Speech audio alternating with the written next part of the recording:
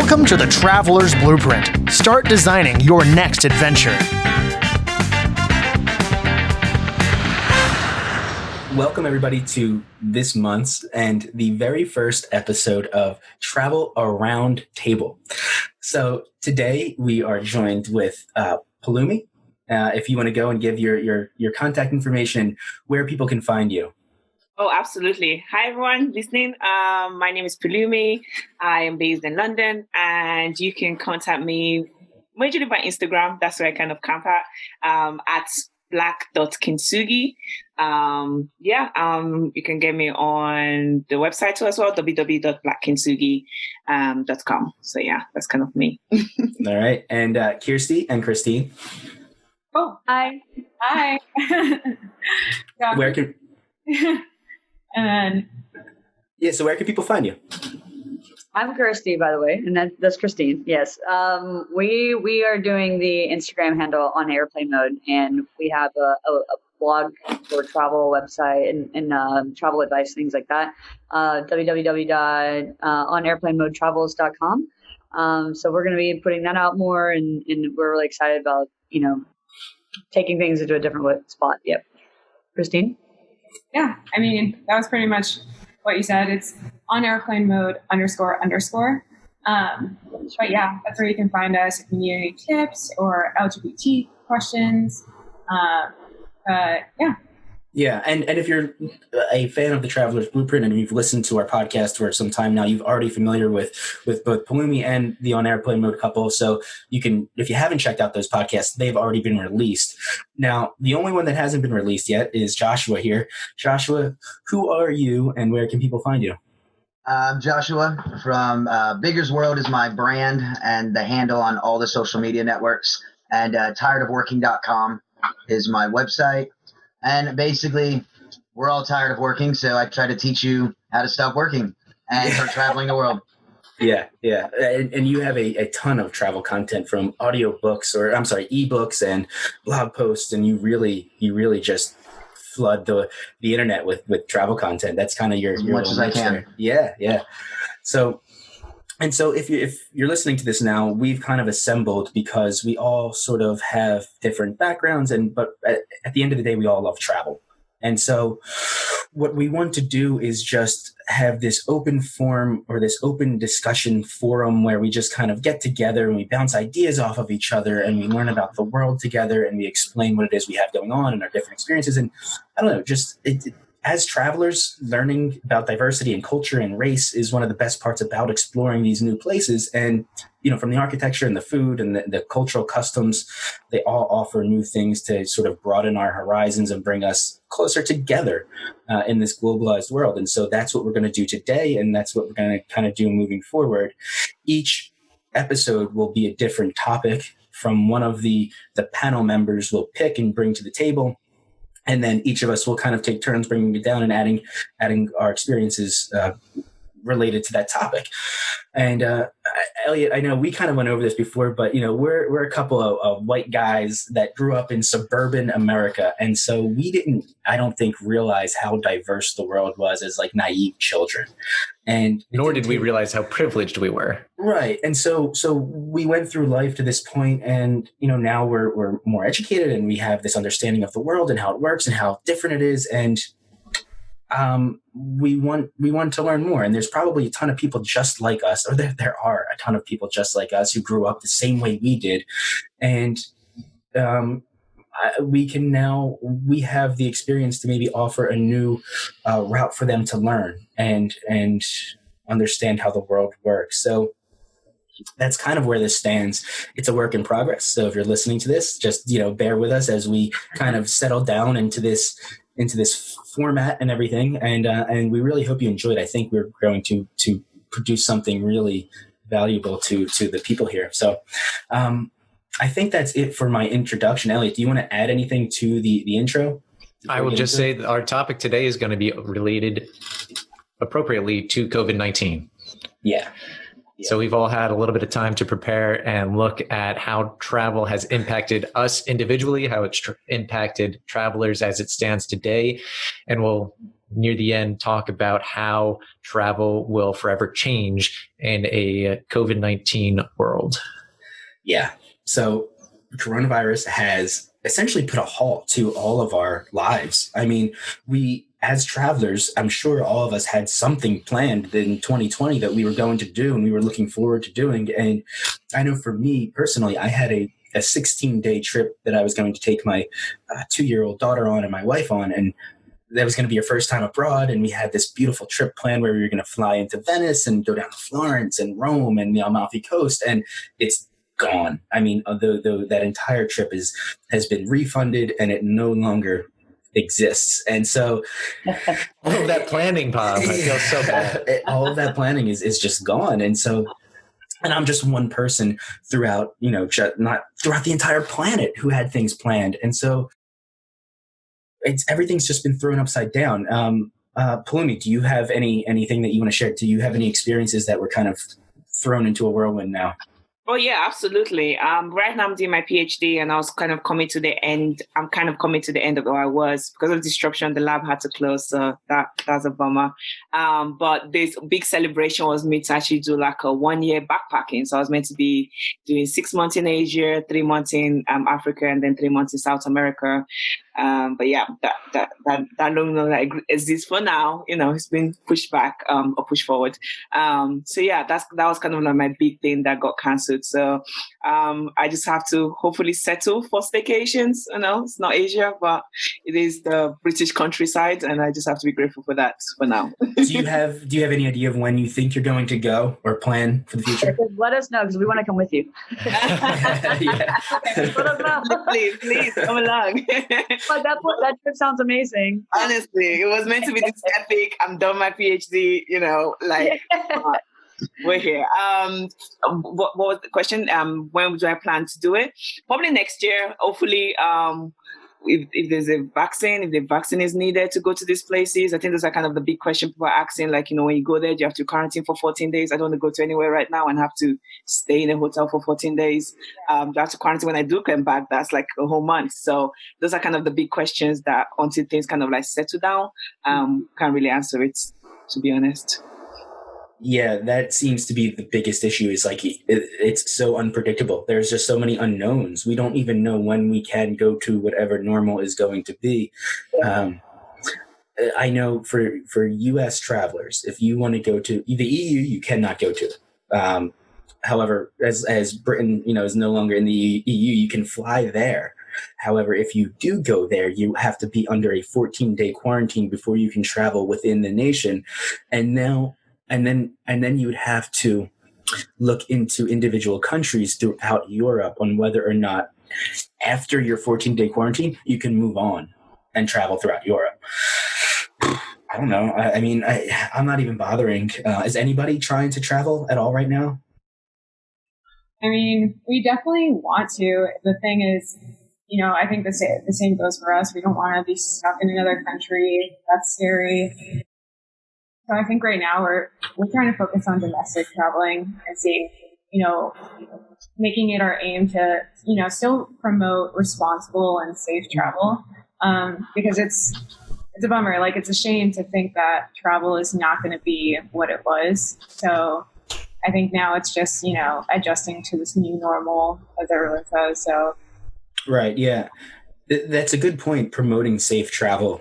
Joshua, as a travel content and travel creator, have you started to look into ways that you can maybe, focus your content around the new norm of travel? Yeah, the problem is, though, especially being Americans, we have no idea. We have no idea what's anything going to happen. And to be honest, I would like to say that we're going to learn from this. But I don't know if we are. And that can be seen even more in like Florida, like how, 2 months ago it was like, oh my gosh, coronavirus, we all got to be careful and wear masks. Last night when I went out with a friend and, I like to observe and watch. It's like there were crowds of thousands of people without masks. We have no idea what this is going to do to us. And I'd like to say that this, coronavirus is going to change the traveling world. I actually don't know if it's going to. In 6 months, we might look back and be like, it went away and now we're all back to it.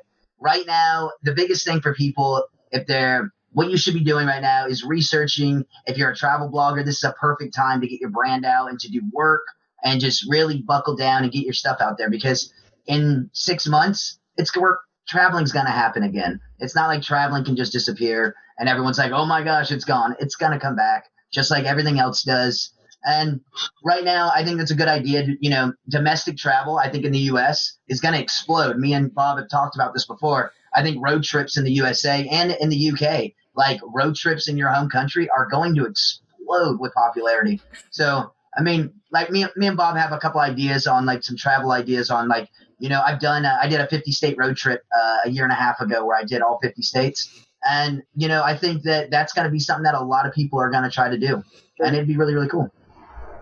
Yeah, we don't have a choice really, and especially for Americans. And sorry, Plumie, I know you're actually in my eyes you're kind of lucky to be outside, but yeah.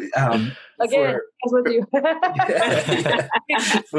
For us stuck in the United States, we're fortunate in a way that we do have a very diverse nation, and whether that's culturally or environmentally speaking, you can travel throughout the country in just a matter of hours. You can be in New York City. Then rural PA, where Elliot lives, is essentially farmland, and it is. And as you travel west, you can encounter mountains and the red rocks of Utah and Arizona. And so we are fortunate that we do have quite a diverse nation. And so I do think I agree with you, Joshua, it's going to be a booming, the next year or so will be a big, domestic travel industry because we're out of options, and I'm curious to see where it goes once the gates do open up. Plumie, like you mentioned, are we going to be required to show paperwork on a vaccine, or are we going to get tested as we enter the airport, and then as we depart, as we leave the gate at our new destination, are they going to test us again? Those are things that I think we should be considering and thinking about moving forward. But again, I mean, I don't know. And then in Hawaii, I think, is still got the 14-day quarantine, I believe. So even like certain parts of the U.S. have the 14-day mandatory quarantine. I think they just lifted it, but I don't know if it'll go back in place. But yeah, that's also something that we were like, okay, well, what's the closest tropical thing we can do in America? Hawaii. Okay. But yes. On that, we still can't go because it's the quarantine. It's something that we have to keep on top of. We have to know the different standards, the different protocols and things like that. Yeah. My wife is in the medical field, and I think New York State, actually, if you are, depending on where you work, if you travel to certain states, you are required to do a 14-day quarantine when you come back. And several of my wife's coworkers are worried that if they take a trip to like North Carolina, to Hilton Head or to the Outer Banks, and they come back and Pennsylvania changes their 14-day quarantine status, and they come back in the middle of it, that they're not going to be able to work for 14 days when they had originally only planned to take 1 week off. And the fact that every single state now has kind of their own local regulations, it makes it tough to do those kind of travels if you're still working, because you don't know what's going to happen. Yeah, sure. Yeah. Well, what we're seeing, right, are these travel bubbles, Elliot. We discussed them before, but, New Zealand and Australia are teaming up. And they're essentially creating bubbles together where as long as you travel in between those two countries, you're okay. We're seeing that in Europe. Several countries are creating little travel bubbles. I think that maybe they moved past that. I don't know, Plumie, if you know more on that, but I don't know if the EU now decided to open and maybe they're going to be one giant travel bubble. The US, we're living in our own bubble. And then I don't know what Canada's doing. Does anybody ever know what Canada's doing? No, I have no idea what Canada's doing. And I know South America, unfortunately, is getting hit extremely hard right now. Brazil is getting nailed associated with just incompetence from leadership. And we did have a friend who we had on the podcast who runs a tour company, and he was in Colombia. He runs a tour company out of Peru. He was in Colombia when this hit. and he spent 2 months there. They wouldn't let him leave. He was like holed up in a hotel, and finally made it back to Peru. But I forget how I started going on this rant. But well, you did pose a question in the middle of it, and I do want to bring that back to Palumi. What is travel like for the United Kingdom, and is there a travel bubble that you feel comfortable traveling to, like France or Germany? They did actually very recently release, that's what I was trying to just look up on my phone. They actually released, I think, about 40 countries that when you do come back from, you don't have to do the 2 weeks quarantine in it. And that contains a lot of Europe in it. So what the thing you have to do is to check that where you're going to actually abide with the same policy. So I have a friend that, was doing a road trip, and his plan was to go to Croatia and go to Budapest and go up to Switzerland and things like that. So he was doing almost like a road trip. But on the website, it said that, it's free flow into from Croatia to Budapest. But getting to the border, they were just like, no, you can't come in through here. So it's one thing I think a lot of borders right now, especially if you're not flying, if you're taking like road trips, you're going to like small villages and town, sometimes the information hasn't filtered down, and you just have to be careful, and it's up to their discretion, and you're kind of in the mercy of them saying they want you in or not. But, it's just confirming, like, contacting embassies now the norm, like literally call them up, like, can we come in? Is now the norm thing to do, which is so weird because, like, why am I calling the embassy? But yeah, there are a few countries, and I started looking at tickets yesterday. I was like, I can do ticket trade. Yeah.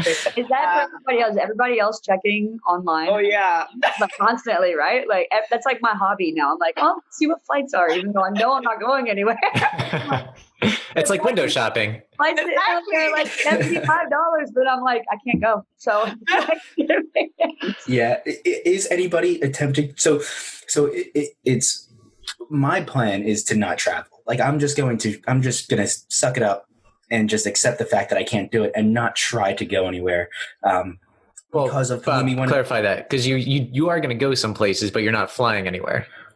Yeah, I plan on going to New York, the Finger Lakes. Yeah, in place of when I was supposed to be in Italy. So I'm gonna go there instead. But I think I'm going to come back to that. But so instead of attempting to go to a border and getting declined, Palumi, like you just explained happened to your friend, I'm not even going to attempt it. I'm sucking it up. I'm just going to deal with it and just kind of live with the fact that I can't go to these foreign countries for the time being. Is anybody going to try to push through? Anybody here? Well, I have flights for Brazil in November. And they haven't been canceled yet, but like you said, they're getting hit really hard. But the problem was I just couldn't, like you were saying, I couldn't pass up the deals. Like for round trip from Tampa to Rio was $265. I'm sorry. I mean, I'll wear a mask, I guess, but it's like you can't pass up a deal like that to go to Brazil. Like that's like getting a $200 ticket to China. I know it's bad right now, but it's China. I mean, for $200 is crazy deals. Yeah. So, I mean, we'll see what happens in November as it gets closer. Maybe I'll make a decision or not. My manager, he kind of handles a lot of my my traveling, so he's not happy about it, obviously, because if I go, I could be quarantined there or I could get stuck there. But I'm sorry, that's the advantage of what we do, and that's the reason we do what we do. Because if I did get stuck there, I could still make content. It'd be totally different, but I could continue working. And that's the great thing being, the type of jobs that we have. And that's an advantage. And I feel like if I just sit back and don't do anything, I'm kind of wasting what we've worked so hard to be able to do. So at this time, I'm still going to go to Brazil. We'll see. And then we'll see where it goes. Yeah. Well, I think you made a good point that you'll still make content, but it would be different. But even though it's different, it's still authentic. It's real. It's what's actually happening. And so all you're doing is portraying the real life situation of what it's like in Brazil, which I think is important. But do you worry that you're going to get there and nothing will be open? Or I guess that just ties into what I just said with real content. Absolutely. And the thing is it's also, as much as we want to look at it like as a bad thing, because it is very dangerous and stuff like that. But there's a lot of local businesses that are, that need us. There are there are hostels that their only income. I know quite a few hostel owners that are like, begging me to come to their country. They're like, we will put you up for 72 years. Whatever you want, you can have, like, right now, because they're going bankrupt. A lot of them don't have enough money to last. So a lot of these places, as dangerous as they are, the people there want us there. They want travelers there because that's how they make a living. So I think, in the next 3 or 4 months, hopefully the U.S. and everybody, we get a hold of this, this whole Corona thing, and we the COVID-19, we figure out a vaccine or something, because as much as we're all sitting here going, oh, it sucks not to be traveling. Oh no, there are businesses around the world, small businesses that are going out of business by the minute. So the quicker we get the hang of this, the quicker we can get out and start doing what we love. And we can hopefully help some of these hospitals and stuff like that, because there's several of them that are never going to come back. They're just not going to be able to make it back. I think that's a great point, because we see airlines and hotels in the United States, and cruise lines for that matter. The big companies are in the headlines. It's not the small companies. I mean, airline travel from, I think, March of 2019 to March of 2020 declined 90%. Crazy. And I mean, certain airlines are going bankrupt. Cruise lines somehow aren't, which is very interesting. And there doesn't seem to be a lot of polling that shows that people are deterred from cruise lines still. Yeah. Is anybody a defender of cruise lines here? No, I feel like the people jumping on the cruise lines are the same ones who don't want to wear masks. It's definitely true. I had a cruise actually scheduled in September, and then it was like I was scheduled for Memorial Day weekend, I believe. But Carnival came out and said all of them are canceled now until October 1st. So all of them have been pushed back to October 1st. But let's be honest too. If you look back in the headlines, cruises don't have the best headlines for treating their workers very well. So a lot of that's in there as well. And, they don't pay them very well and stuff like that. That's the reason cruise lines aren't really worried about losing money. They're just sitting there waiting. And you're right. It is kind of funny. The people that don't wear a mask are probably the people that are waiting for the cruise lines. As bad as it sounds. Yeah. And I'm happy I've never been on a cruise before now. Hey, this is supposed to be a diverse and open group. You can't knock on people. That's that's a good point. Kirsty and Christine, something that I want to get into with you two. You are living in New York City, the hardest hit location in the United States. I think is it the world? Was it the hardest hit in the world? I'm not sure. It might have been. But how are things there? How are things for you maybe a month or two ago, and how are things now that I think New York is managing it better? Crazy. It's been a whirlwind. We were supposed to leave for Morocco before this all happened. And so we were going to do our next big trip too. And we were going to, try to do Africa and then kind of wing it from there. And then it was weird because we've never been afraid of traveling. We've never been like, hey, I'm feeling nervous to book this ticket. I've never felt that until like that month. I don't remember the exact date, but in March. And then it was weird because my dad got really sick. And my dad is like probably the healthiest 53-year-old you could have ever met. And like he would literally work out from like 4:30 to 6 a.m. every single day. And then do it again at night. And it was just like, it was really insane. Anyway, so long story short, he got into life support. He made it out. So he was on it for like a month. And then that kind of like him coming out and like his miracle story, I think just made traveling so much more important, because when he got out, he was like, cool, like now I lost my job. Like I don't have all of that I've worked for. And like, I also think that his story, for people who don't believe COVID-19 is real, it's like, it's really crazy because like it doesn't happen to everyone, but it happens to someone, like, and you could be that someone.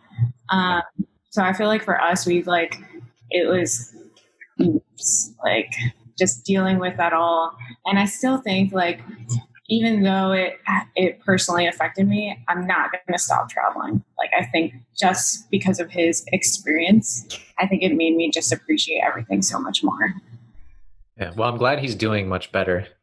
Both of my grandparents had the coronavirus. They were both fairly ill, never hospitalized, but they were quarantined for 53 days straight. Wow. Yeah. No, it's crazy. I mean, Yeah, it's very real. I think, yeah, when we left to go travel on our 9-month trip, everyone told us, you're crazy, you're crazy. You're quitting your jobs, you're leaving New York City, you're leaving your apartment and everything. We were like, life, it's cheesy to say, but life is short and you really don't know what's going to happen next. And I think that her and I have had a lot of conversations through being quarantined with her parents and seeing all of that. And it's an extremely helpless situation, especially with COVID. Like you can't even be with your family when they're at the hospital. They don't let you in. So it was an extremely helpless situation. And I think that Christine and I just talked about it all the time. And like to go back to what you were saying, Christine, is like, people told us we were crazy, but that just made us even more now. We were like, traveling's never going to be the same. At least it's not going to be the same for a long time. And on top of that, like you said, I mean, even my dad, he's worked for forever in the same position, retirement. And now he's lost his job. And it's just like, you can't wait forever. You can't put your life on the back burner and just be like, well, maybe one day I'll go travel, because, you're not promised that one day necessarily. So, I mean, not to be like, a Deb or anything, but it's a fact. And it's what you're saying now. It's like, I appreciate it so much more now. The memories that we had in Asia before are incredible. But it's totally different now. I don't know. Yeah. That's something, that I love to touch up on, is that in America specifically, we culturally, we're on this path where you go to school and you get the job and you work, and then hopefully one day you're going to retire, and then that's when you're going to enjoy the fruits of your labor. And there's really no push for people to, I don't want to say no push, but generally speaking, you're not supposed to do these crazy trips in the middle of your life when you're supposed to be figuring out what you're going to do as far as work goes. And so I think the people in this group obviously don't think that way. We all are trying to go on as many trips as we possibly can now, because we understand the importance of it. But yeah, I do think that this pandemic specifically, I mean, who would have thought that a pandemic would cancel every trip, every sporting event, every concert, every restaurant? It's just simultaneously the world came crashing to a halt, and all of a sudden we were all stuck in our homes with nothing to do other than reflect on our lives and consume travel content. Consume travel. There you go. Consume travel content. But there was just so much uncertainty, and to then sit there and say, "Holy crap!" When this thing clears up, I need to take full advantage of my life and time that I have, because who the hell knows when something else is going to happen? It might not be a pandemic; it could be something completely different. But you have to just set yourself up for whatever it is you want to do and enjoy. You have to make sure you can. That should be your priority, everybody's priority, right? In my opinion. Yeah. Christine, I don't know. Bob and I have talked about this a little bit, but back in March, my mother passed away from ovarian cancer, and it was like she passed away March 21st. So right around the same time as the lockdown in most of the United States. And we still have not had a service for her. Most of her family lives all across the country, and to have a service means that they would have to fly in, and people don't feel comfortable flying right now. I mean, some of her sisters and brothers that were supposed to come in a few weeks before she passed away weren't able to. And last summer we were supposed to do an Iceland trip, and unfortunately I actually had a medical related issue that prevented us from traveling. And so I think that for me is going to be one of my first trips after this whole travel restriction lifts, and my sister and I hopefully will take her ashes and enjoy the trip that we were supposed to take with her. Awesome. Iceland's amazing. You're gonna love it. It's the best place ever are you gonna spread her ashes in Iceland? We're going to spread some of them. Yeah. Cool. And she was a huge knitter, and Iceland has some of the best yarn in the world. I didn't know that, but yeah. Iceland is one of the countries that just reversed their plans for the United States. They actually Iceland and Portugal who said they were going to welcome Americans, and then recently decided to go against that. And so another country that we can't go to. Well, they're being. I mean, let's be honest. We're not. It's not about as a whole. America's government. We haven't handled it great, and we're seeing the repercussions. That's all it is. And I mean, Paloma could probably think the UK. They didn't do great either. Like, there's a lot of countries that didn't do great, but now there is some countries that did phenomenal, like New Zealand. They did it perfect. But that's also the reason that I feel like a lot of Americans, once we learn our lesson and and we bounce back. If we do.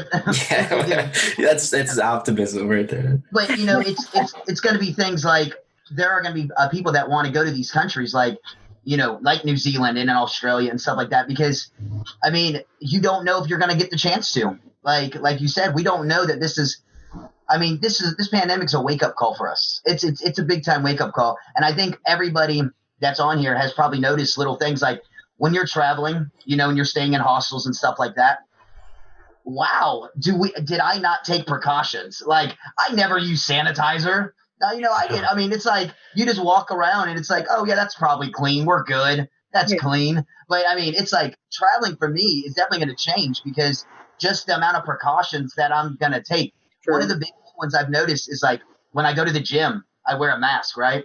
And it's like, when I should have been wearing a mask in the gym the whole time since I was 2, because it's like the gym is like the most disgusting place ever, but I never realized it until you put on a mask. And it's like, dude, there's so many things that I think we can all think about with traveling that I'm gonna change a lot, because it's definitely been a wake up call, big time.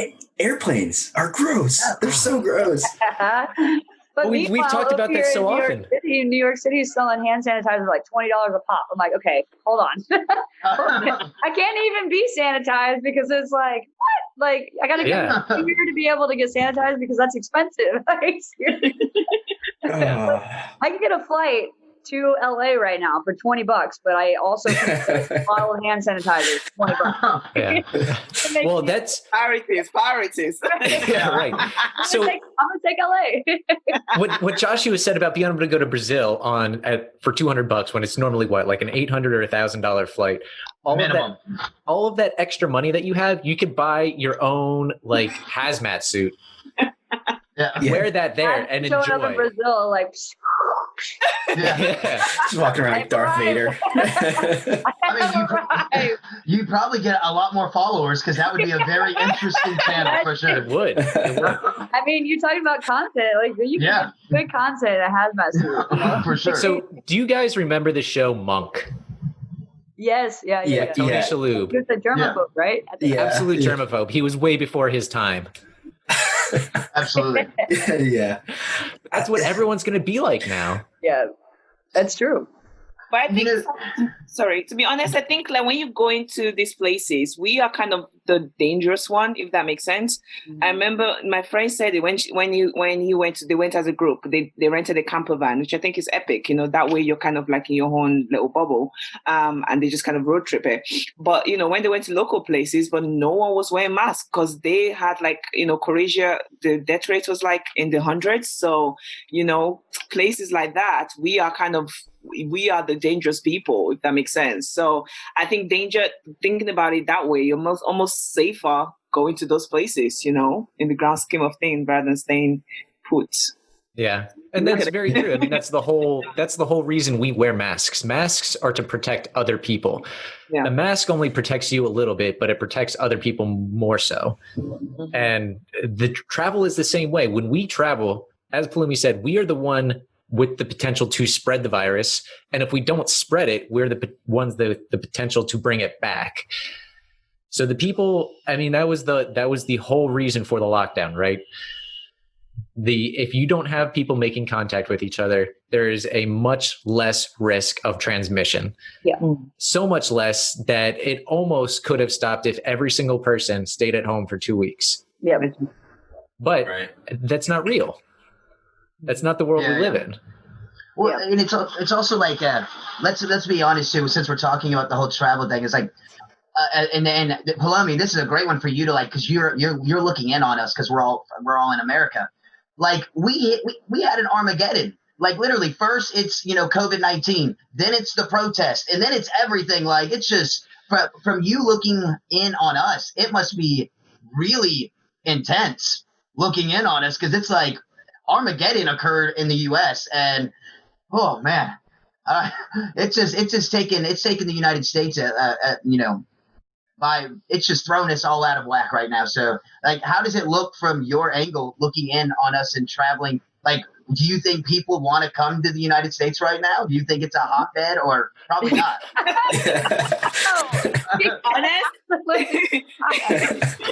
To be honest, in the UK, we're not as, funny enough, yesterday was when things got open. So like pubs and restaurants and stuff like that got open in the UK, and people were a bit crazy. But each time, even during the lockdown that we had a bit of sunshine, the British people, we love our sunshine. So we literally flood the street. So that was an issue for a while. And, they were threatening to close the parks because the parks were open for recreation purposes. We just used to go there and sunbathe and stuff. So the rules sometimes were bent. So we're not the most, thorough. Like you said, like New Zealand's were like on it. We didn't get like fines and things like that. Like it wasn't so, we're seeing people traveling miles just for one appointment. So we're not the best in handling things. But your question about people wanting to come to the US I can say no, 101%. Yeah. That's fair. We'll wait. And that's exactly why we can't leave the country, because nobody wants to come here. So why go anywhere else? Yeah. You're gonna populate your own place, like you see. Yeah. So I want to pose a question, and this question: if we are becoming such a globalized world, let's say, for example, in a hypothetical situation where there is a global union of people, much like the European Union, but every single country is a part of it. And we had basically a unified leadership that was able to cohesively across the board bring coronavirus into check and apply these restrictions and regulations. Do you think that everything would be different? Do you think we would be traveling again already? Anybody want to go? I mean, it's just such a hypothetical It is. question. It's like, but I mean, yeah, absolutely. Because I mean, as soon as this whole pandemic and stuff like that, like it's not stopping people from traveling if we could. I guarantee you, if people were like, all right, all Americans, you're allowed to travel the world, you're open. I guarantee you the airplanes would be flooded because of the prices. People are going to travel. Corona is not going to stop the traveling world at all. So, yeah, I think as soon – and the question is that a good thing or a bad thing? I'm not here to make that decision. But yeah, I mean, I do think what you're saying, too, though, like the problem with the states is all 50 states had different regulations. So if what you're saying, like there was one blanket worth of regulations, maybe we would be in a different place. But every single state took their own precautions and therefore reopened, didn't reopen, did this thing, and you were still seeing the effects of that today. Maybe if they did it all together 4 months ago, maybe it would be a different story, but they haven't. And that's, I guess, like it's very frustrating. Yeah. This is the year of hindsight, right? Like we should have done this. It is 2020. Yeah. I think America's issue is, the lack of this blanket leadership, or not leadership. We have a denial of COVID-19. And that comes American culture. People say that Americans don't have culture. American culture puts individual freedom above anything else on the planet. That's what matters more than anything else. My individual freedom trumps your health, trumps what you think, trumps anything. and that's sort of, and unfortunately that has been our demise. That's what's caused this to continue to spread. But if we had some unified culture that everybody was on the same page, which Australia has, for the most part, these other countries have this unified culture where it's like, okay, we're a member of a community and we lift each other up, and together we're stronger, and together we can tackle this, and together we'll come out on the other side, and we'll have done it as a team. The United States, for whatever it is, and some people think this is a good thing and some people think it's a bad thing, we are not we operate as individual teams or individual players. I don't know, within one larger team. And that's, unfortunately, we're too diverse for our own good, I think, maybe in a way. But see, that's the great thing, though, Bob. Like, I hope that, like, and Paloma, you can, again, it's awesome because she's like the outlier and she can, like, always look in on us. And it's like, the thing is, I think this coronavirus is also showing us that, people look at the United States as it's a whole. But the U.S. is very similar to the EU in a way. Every state is like a different country. And I think that's being shown, to the rest of the world that, like, yeah, we are one big country, but every state is its own world. And we have 370 something million people. So we can't, it's hard for us to ever compare ourselves to New Zealand or Australia because we're nothing like them. And we can't be, like, it's impossible. And that's the reason our global thing is so big right now. A lot of countries like South Korea and New Zealand, which had a phenomenal response to COVID-19, has a very homogenous population. Mm-hmm. And the United States doesn't. We have a lot of different perspectives and a lot of different views on how things should operate and how our cultures are. And that is probably our greatest strength and at times our greatest weakness. Absolutely. So I'm going to throw out something. Now, this is just a thought that's in my head that's kind of like a side tangent, but we don't even need to get into this. Maybe we'll use this as a topic for a different date. But I think that this is the end of the United States as we know it on a cultural level. And I say that because I think as we become more divided as a nation, I think you're going to see the migration of individuals to states that they agree with and move away from states that they don't agree with, and vice versa. So what you're going to have is a cultural like an actual geographical split. And so we won't even know it because, just like the Byzantine Empire didn't know that they were called the Byzantine Empire. Historians labeled them that. They thought they were still the Roman Empire. They had no idea that they were culturally and artistically different than the Romans. And so I think we are currently living in a phase where the United States is making a transition to a new nation. And I think historians will look back on this time period of complete divisiveness as the transition stage of when the United States becomes something different. I do want to touch on that a little bit. Something that I could be. You're right. BS, I think there is a geographical divide, but it's not geographical in the sense of like east and west or north and south. The geographical divide resides in the cities versus the rural areas. True. Like if you look at Texas, the cities are blue. The rural areas are red. If you look at Pennsylvania, Philadelphia, Pittsburgh, blue. Most of central PA is red. Yeah. Yeah. And to a degree, I don't think that we should operate under the same law, all of the same laws. Like people living in Manhattan, I don't think should have to, I don't think we should force people, let's say in rural Montana, who live on 2,000 acres.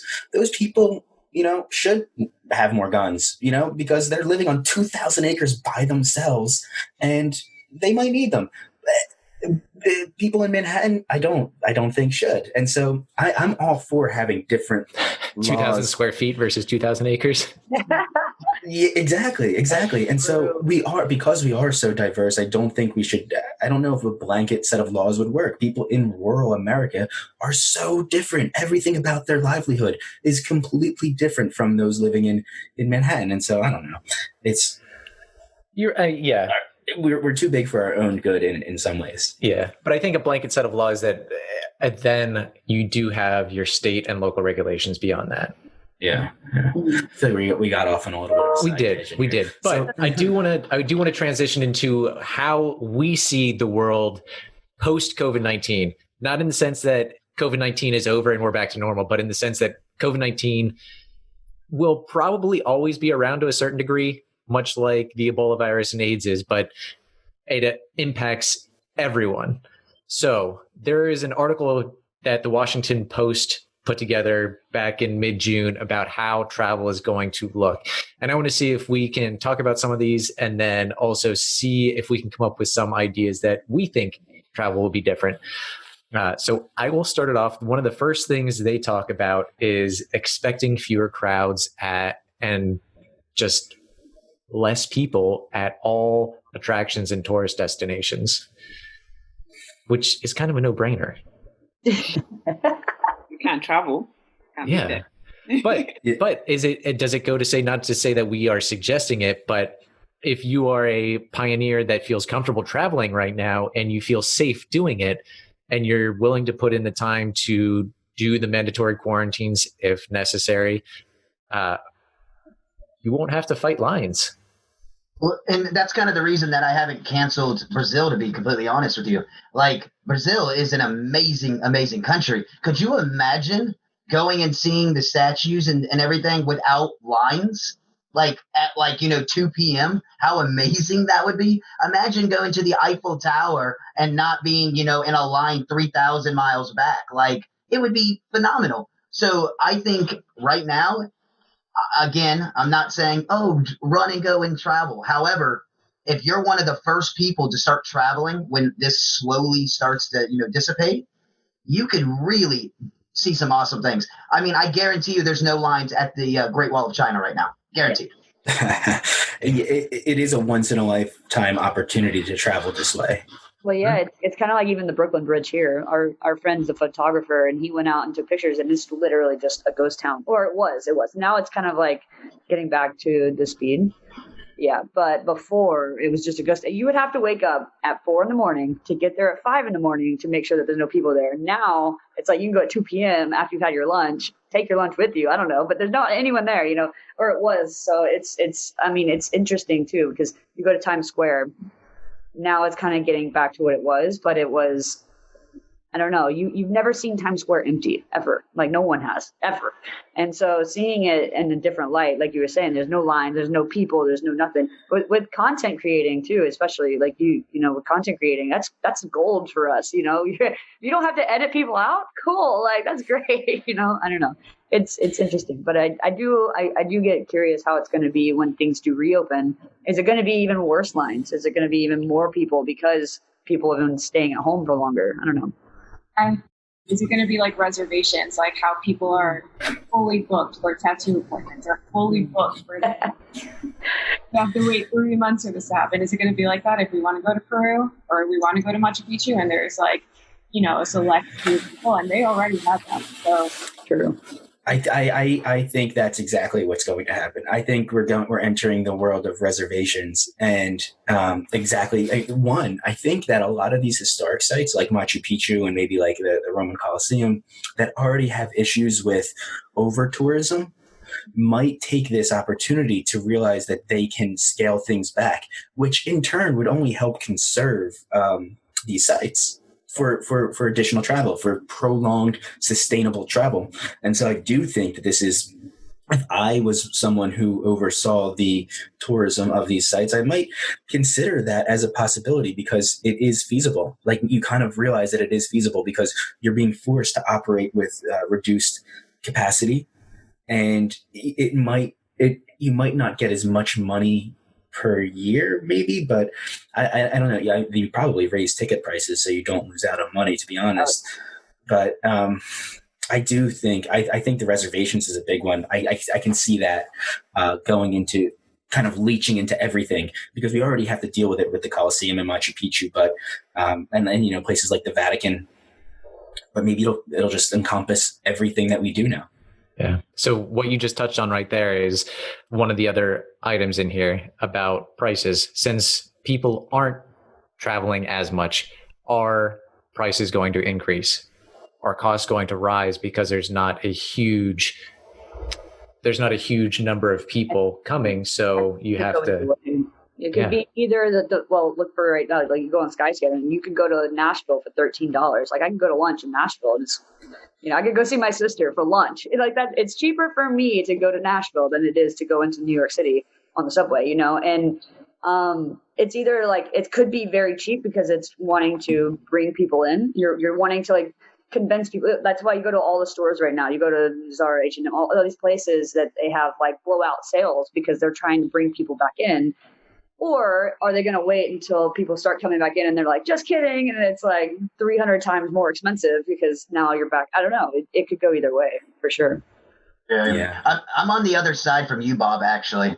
I'm on the other side. I actually don't think we're going to go to that type of world at all. I actually think that I don't think a lot of, especially USA and UK, like Australia, like we don't realize how bad these other countries are doing.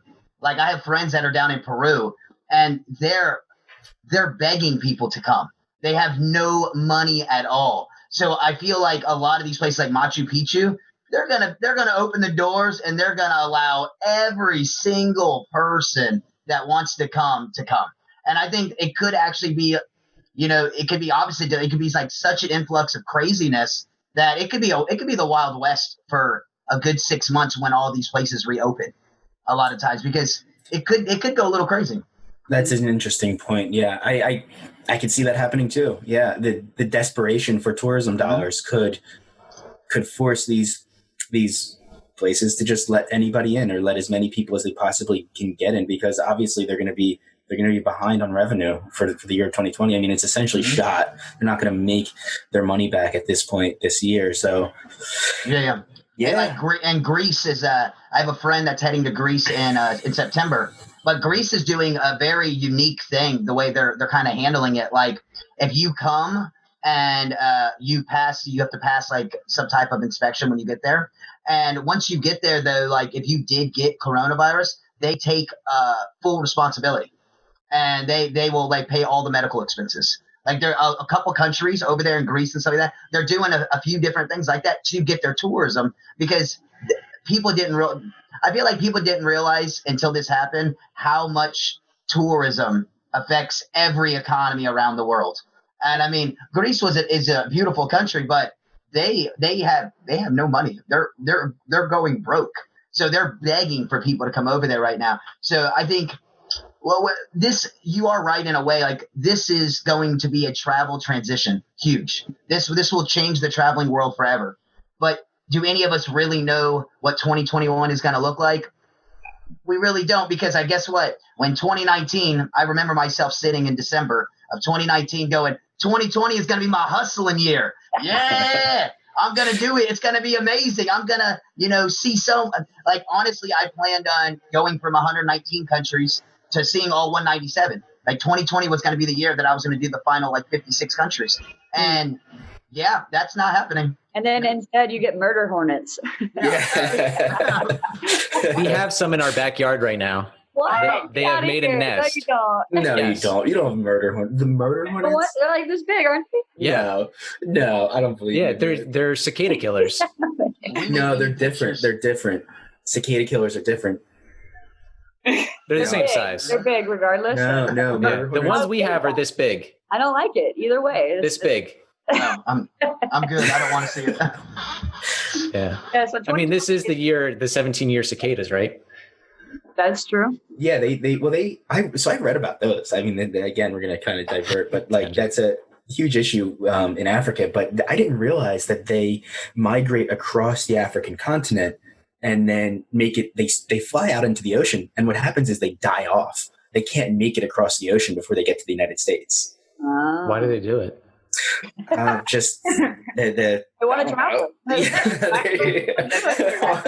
want to travel. They want to get out. And they've been cooped up too long, you know? Palumi, do you guys have cicadas in the UK? No, not that I know of anyway. Other direction based on your description. Like, That's true. So one of the things that I think is really interesting that is going to change is because we've all, I can't speak for everyone. I know Bob and I have been working from home quite a bit, and a lot of people have transitioned from working in their office. And if they're on a computer most of the day anyway, they can work at home. So the idea of taking a 6-day vacation because you only have 6 days can now be extended to like 14 days because you can actually work. So sharing homes, doing Airbnb rentals will be more popular, I think. And this is kind of what this article touches on too, because now you can bring your work with you and hang out in a location that you know is clean before you get there and will be cleaned after you. Well, Christine, I think that, she's more of like our manager. She does all the managerial stuff. So she's been looking for places that's more, it's respectful in the sense of like social distancing, kind of traveling. What are things that we can do, like more nature driven? Christine, you can talk more about that too. I mean, yeah, I've been looking at kind of like going back to the domestic traveling and doing like RV shares or something like of that nature just because it makes sense. But I think also going back to working remotely, that's another reason why it's going to be so big, because people can do it anywhere.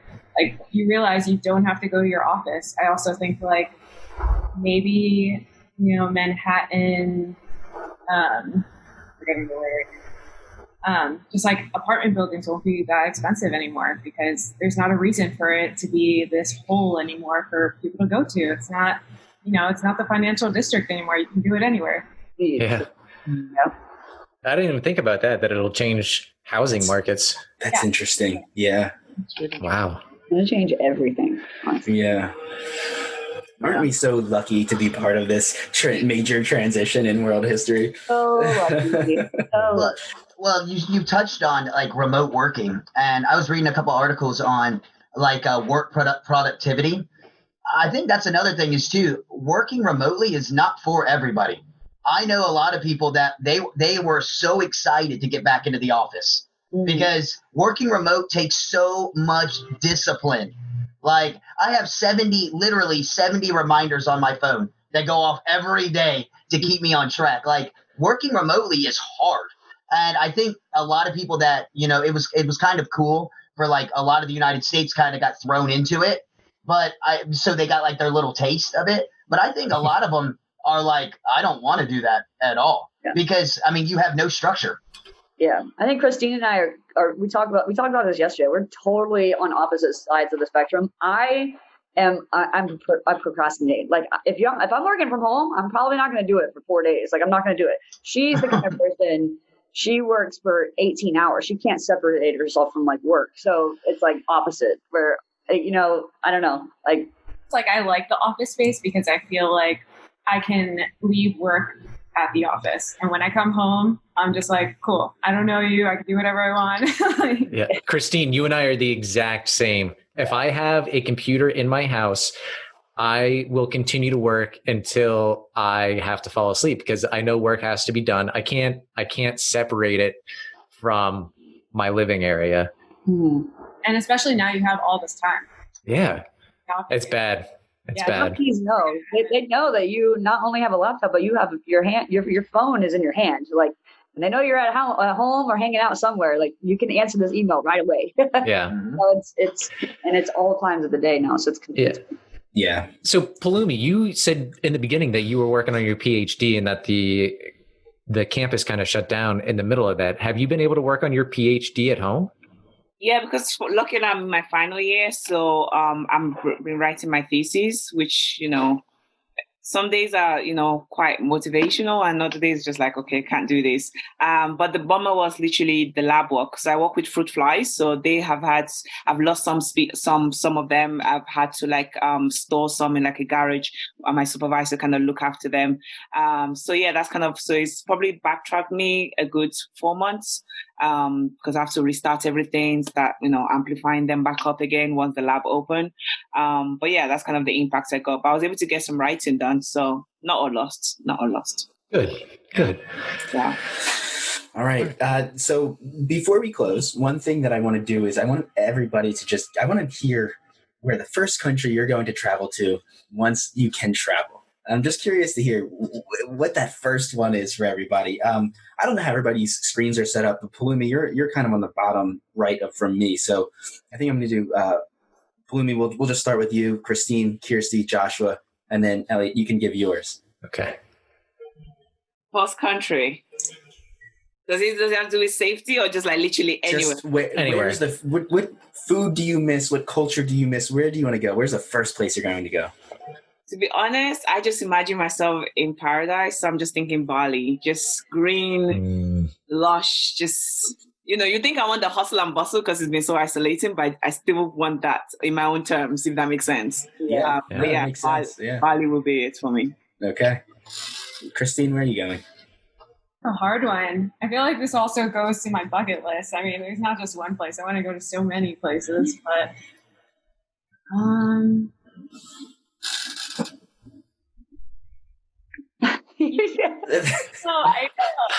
She like went off. Like, she was like, I can see her looking at a map and like, Exactly. She's like, I'm on a plane right now. Actually, in the US.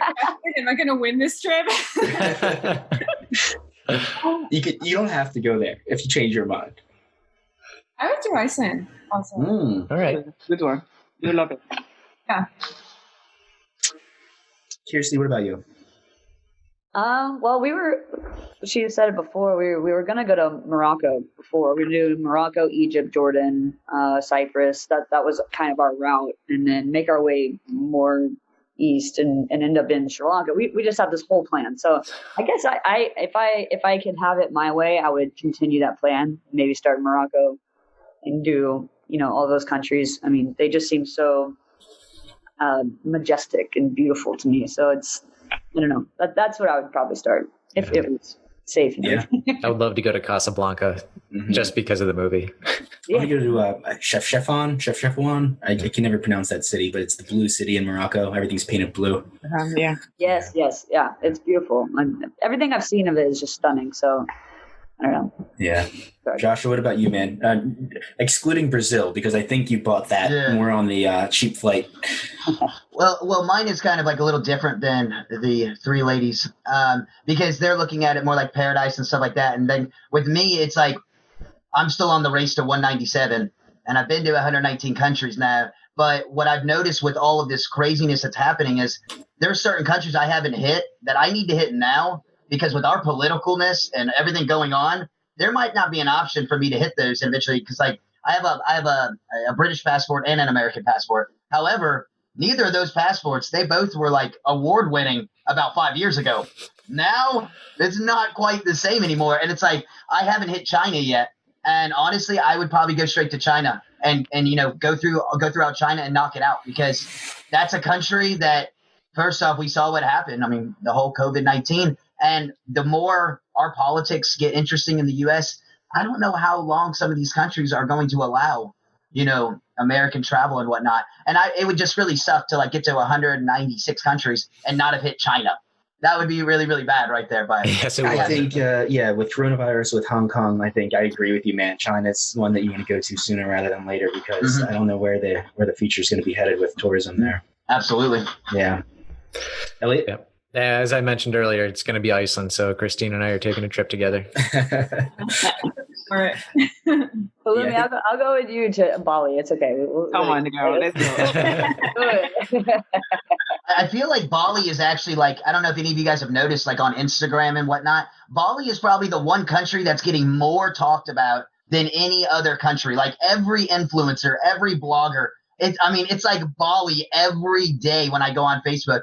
I don't know if it was just this COVID like changed things and made, people think like, remember how amazing Bali is, but it's just, they're getting massive amounts of attention nonstop. Yep. I agree. Bob?